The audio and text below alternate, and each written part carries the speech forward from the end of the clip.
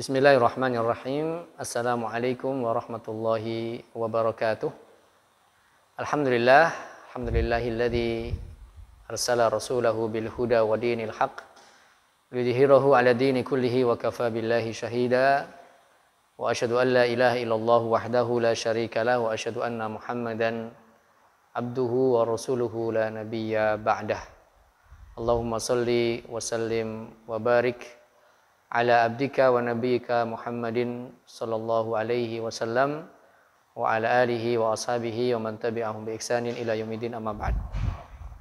Para rekan sekalian, para mahasantri yang dimuliakan Allah Subhanahu wa taala, kita masih membahas kaitannya dengan salat, dan di kesempatan kali ini kita membahas kaitan dengan mubtilat as-shalah atau pembatal salat kita, ya. Di dalam mazhab Asy-Syafi'i itu disebutkan ada 11. Yang mudah-mudahan ini 11-nya bisa kita sebutkan dalam waktu singkat ini insyaallah. Apa saja yang membatalkan dalam salat kita ini perlu kita perhatikan, ya, karena sah tidaknya, diterima tidaknya salat kita ini juga perlu memperhatikan apa saja yang membatalkan salat kita. Yang pertama adalah al-kalamul amdu. Yang pertama adalah berbicara dengan sengaja. Ya. Lagi sholat, kemudian tiba-tiba ngobrol. Ya. Lagi Allahu Akbar, ya sebentar nih lagi sholat. Atau menjawab orang sholat, tidak bisa. Ini langsung batal sholatnya. Ya. Diulangi dari awal tentunya. Atau yang sekarang fenomena yang terjadi juga, mengangkat telepon kan gitu ya. Kadang orang mau sholat, kemudian dia lupa tidak men-silent HP-nya atau tidak menonaktifkan, kemudian ada telepon masuk dengan nada kering yang cukup keras. Dia bingung ini, mau ngapain ini? Kalau dibiarkan tentu mengganggu orang, kalau diangkat dan dia mengangkat sebentar lagi sholat, nah ini batal sholatnya. Ya. Maka ini juga nasihat buat saya dan kita semua, kalau mau sholat cek dulu HP-nya, ya. Paling tidak di silent atau di nonaktifkan, ya. Terus seandainya ada orang yang telepon tidak mengganggu orang lain. Pertama, yang kedua juga kita tidak mengangkatnya dan mengatakan atau mematikan. Ya, kalau mematikan nanti kita sebutkan juga apakah itu termasuk juga membatalkan sholat. Tentu yang pertama adalah berbicara dengan sengaja. Jelas itu membatalkan sholat kita. Wah, yang kedua dalam mazhab Syafi'i disebutkan wal amalul katsir al-mutawali, yaitu bergerak dengan jumlah yang banyak. Bahkan di dalam mazhab Syafi'i ini disebutkan tidak boleh lebih dari 3 gerakan. Ya. Ada seorang sahabat yang bertanya, ya, pada Rasulullah SAW ketika dia akan sujud gitu ya, kemudian dia membersihkan jidatnya, ya, atau dia membersihkan tempat sujudnya dari tanah. Maka kemudian Rasulullah mengatakan kalau engkau lakukan itu, ya artinya ketika mau sujud membersihkan lantai karena ada mungkin tanah atau debu, maka kata Rasulullah itu sudah satu gerakan. Ya. Berarti itu sudah satu gerakan yang itu masih ditolerir, ya tidak membatalkan sholat. Tetapi kalau sudah yang kedua dan ketiga maka itu batal, ya sholatnya, ya dalam mazhab Asy-Syafi'iyah. Para mahasantri sekalian, makanya ketika kita akan sujud dan Allah Subhanahu wa taala sudah menyebutkan ju'ilat lil, Rasulullah SAW mengabarkan pada kita ju'ilat lil ardu masjidan wa tahura. Rasulullah mengatakan keistimewaan kita ini, ya, sebagai umat Nabi Muhammad SAW, Allah jadikan seluruh bumi ini dan seluruh masjid itu adalah suci. Ya. Makanya kalau kita ini mau sholat Idul Fitri, ya, kan di mana? Di tanah lapang. Kita mau sholat Idul Adha di tanah lapang. Kan tidak perlu ngepel lapangan dulu, dipel dulu lapangannya biar bersih, enggak. Karena apa? Sudah Allah jadikan tanah itu suci. Maksudnya adalah ketika kita sholat di masjid, kemudian masih ada debu atau masih ada tanah, ya, yang ada di lantai itu, enggak apa-apa, kita sujud aja di situ. Kenapa? Karena secara hukum dia suci, ya, tidak membatalkan. Bahkan justru tadi kalau kemudian harus menyapu atau menghilangkan tanah, atau kadang ada yang kemudian menghilangkan tanah berkali-kali dengan tangannya yang akan menjadi tempat sujudnya, justru itu sudah dihitung satu dari gerakan yang itu akan membatalkan sholat. Kalau kemudian nanti yang kedua pas dia sholat kemudian dia garuk-garuk, ini juga membatalkan. Berarti itu sudah kedua. Kalau kemudian ya dia tadi mematikan HP, berarti ini sudah yang ketiga. Karena mematikan HP ketika ada nada dering masuk, orang telepon masuk, ini menjadi bagian dari gerakan yang itu bisa membatalkan dalam sholat kita. Para rekan-rekan sekalian, para mahasantri dan mahasiswa yang dirahmati Allah Subhanahu wa taala, ini yang kedua. Jadi usahakan ketika kita sholat itu tidak terlalu banyak gerak, kecuali gerakan-gerakan yang memang itu gerakan sholat, takbiratul ihram, ruku, sujud, ya. Tapi yang tidak penting nggak usah, apalagi sampai bermain kuku, ya, atau pasol sambil gigit-gigit kuku. Ini bisa ya membatalkan dalam sholat kita. Mazhab Syafi'iyah kemudian menjadikan gerakan-gerakan ini tadi menjadi hal yang bisa membatalkan sholat. Kenapa? Karena kita sedang menghadap Allah Subhanahu wa taala. Kita sedang bermunajat, melaksanakan satu kewajiban, kalau itu sholat wajib atau sholat sunnah yang kita sedang menghadap pada Allah Subhanahu wa taala. Kita tunjukkan penghambaan kita, tadharru' kita, kerendahan hati kita, kerendahan diri kita di hadapan Allah. Ya, jangan disambi dengan gerakan-gerakan yang lain, ya. Yang ketiga adalah hadas. Tentu hadas jelas membatalkan, ya, buang angin, ya, atau mungkin ada cairan yang keluar, ya, dari kemaluan. Ini juga bisa membatalkan sholat kita. Hadas besar, hadas kecil. Hadas besar mewajibkan untuk mandi besar. Hadas kecil kewajibannya adalah dengan berwudu. Ya. Ini yang disebutkan oleh para ulama. Jadi ada hadas besar, ada hadas kecil. Maka orang yang dia belum wudu, kok dia sholat, maka jelas sholatnya tidak sah. Ya, karena dia harus berwudu terlebih dahulu. Kemudian yang keempat, wahudutsun najasah, atau kemudian dia mendapati ada najis. Misalnya ketika dia sholat, takbir Allahu Akbar, begitu sujud ternyata ada genangan air kencing. Mungkin karena tidak kelihatan warnanya, begitu ya. Karena itu air kencing bayi perempuan. Dan kita tahu bahwa bayi perempuan yang lahir itu sudah najis mughalladhah. Berbeda dengan air kencingnya bayi laki-laki, dia masih suci ya sampai nanti dia makan ya makanan selain ASI. Kalau masih ASI dia belum najis. Ya. Misalnya kita sholat tadi, kemudian kok tiba-tiba sujud ada bau air kencing, maka jelas itu sholatnya batal dan harus disucikan dulu ya bagian yang terkena najis dan diulang lagi dengan berwudu dari awal. Para mahasiswa sekalian yang dimuliakan Allah Subhanahu wa taala, yang kelima di sini adalah wankishaful aurah, ya, tersingkapnya aurat. Ya. Sudah pernah kita jelaskan di antara syarat syahnya salat yaitu harus menutup aurat, ya.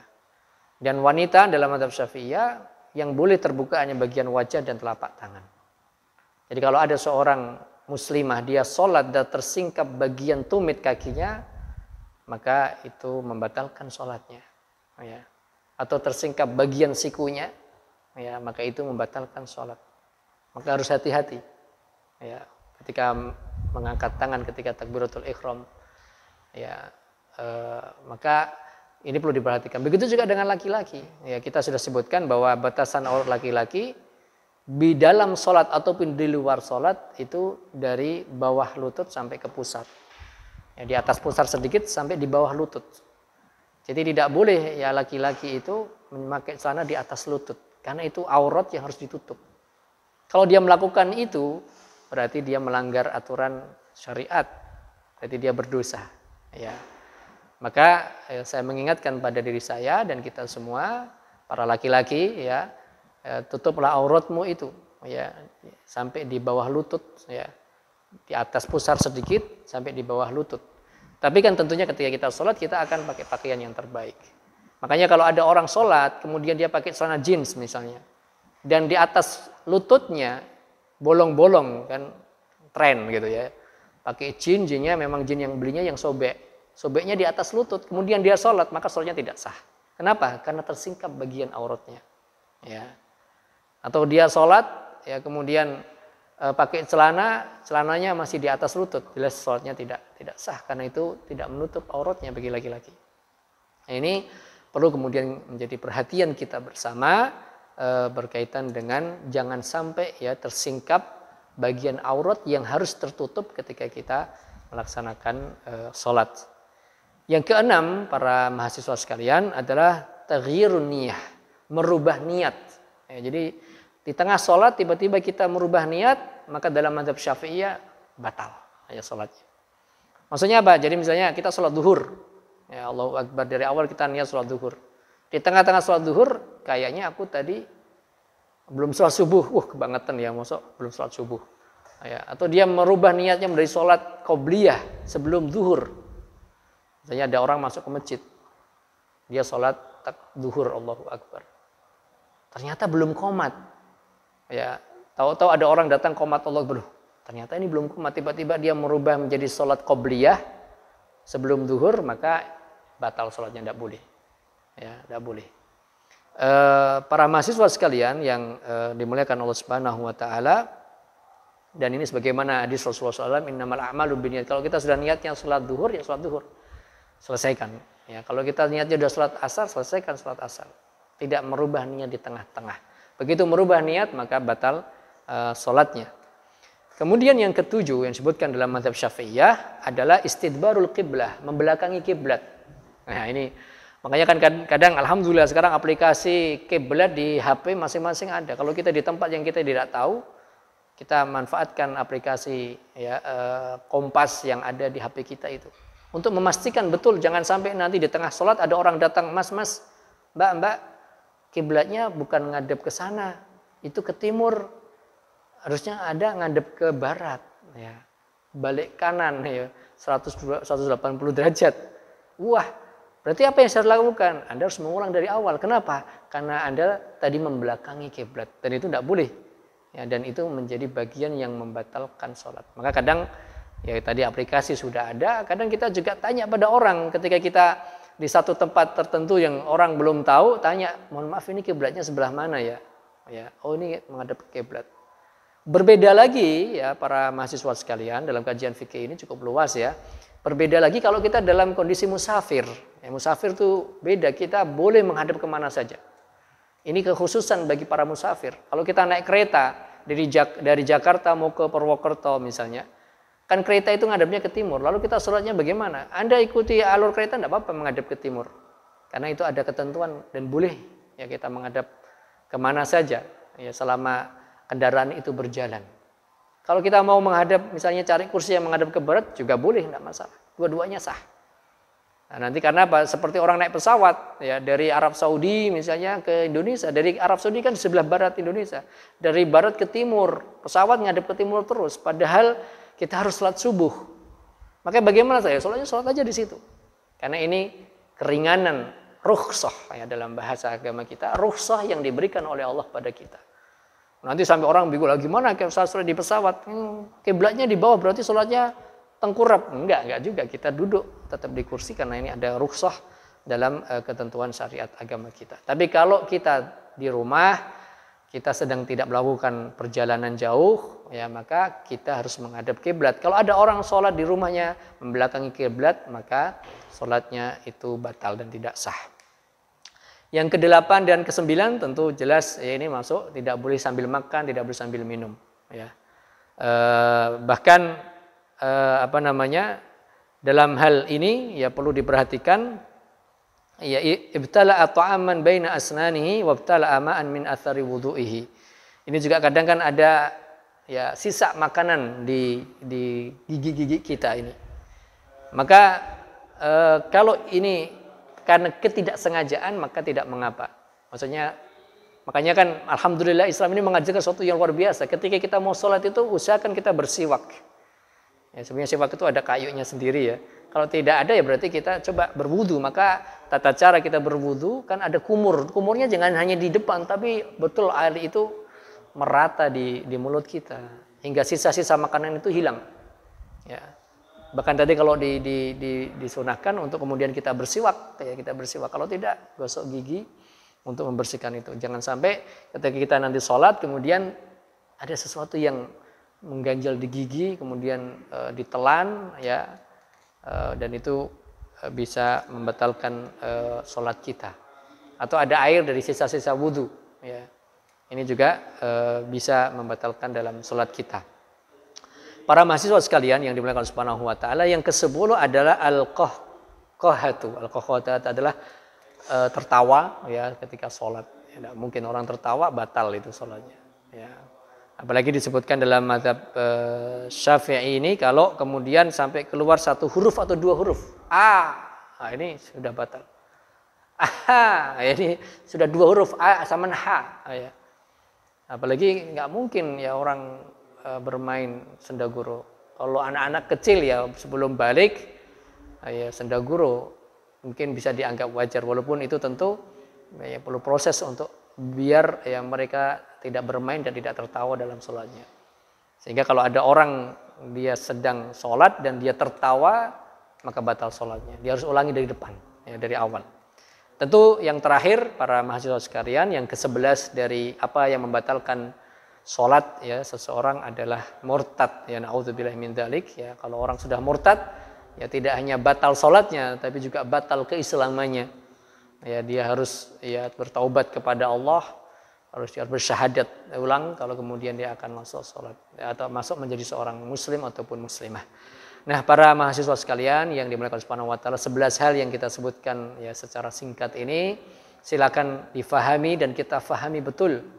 Ya, jangan dianggap ini sesuatu yang sepele. Karena apa? Karena ini menjadi bagian dari ketentuan syariat agama kita yang harus kita penuhi.